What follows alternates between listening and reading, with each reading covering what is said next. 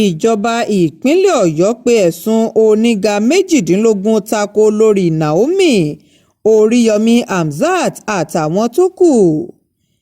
Ìjọba ìpínlẹ̀ Ọ̀yọ́ lábẹ́ ìṣèjọba Gómìnà Ṣèyí Mákindé ti pe ẹ̀sùn oníga 18 tako Olori Naọmi Sílẹ̀kùnọlá tí í ṣe olórí tẹ́lẹ̀ rí fún Ọọ̀ni tìlé-Ifẹ̀ pẹ̀lú olùdásílẹ̀ iléeṣẹ́ ìgbóhùnsáfẹ́fẹ́ Àgídìgbo FM Oríyọmí Hamzat tó fi mọ́ ọ̀gá àgbà fún ilé ẹ̀kọ́ girama Islamic High School Fásásí Abdullahi lórí ìṣẹ̀lẹ̀ ikú ọ̀wọ̀ọ̀wọ̀ tó wáyé níbi àpèjẹ ọdún Kérésì nílùú Ìbàdàn níbi tí àwọn ọmọ kéékèèké 35 ti pàdánù ẹ̀mí wọn.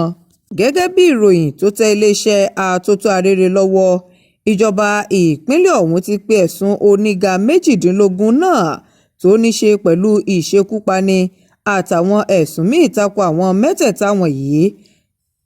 Ilé-ẹjọ́ ní ó ṣeé ṣe kí ó gbà láti gba béèlì àwọn olùjẹ́jọ́ ọ̀hún lọ́jọ́ Ajé Monday.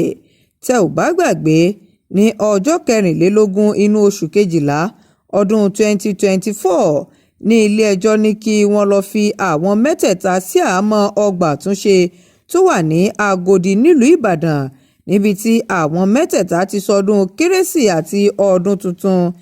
Ẹ̀sùn tí wọ́n kà sí wọn lẹ́sẹ̀ níwájú ilé-ẹjọ́ májísírèètì tó fìkàlẹ̀ sí agbègbè Ìyágànkú jẹ́ ẹ̀sùn oníga 4 tó ní ṣe pẹ̀lú pípawọ́pọ̀ láti hùwà ìbàjẹ́, ìwà àìbìkítà, kíkùnà láti pèsè ètò ààbò àti ètò ìlera tó péye àtẹ̀sùn míì.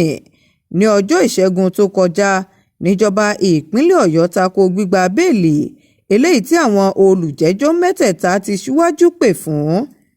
Shakirat Arówólò Nurudeen ló ń jábọ̀ ìròyìn fún iléeṣẹ́ atótó arére online TV. Ẹ ṣé púpọ̀.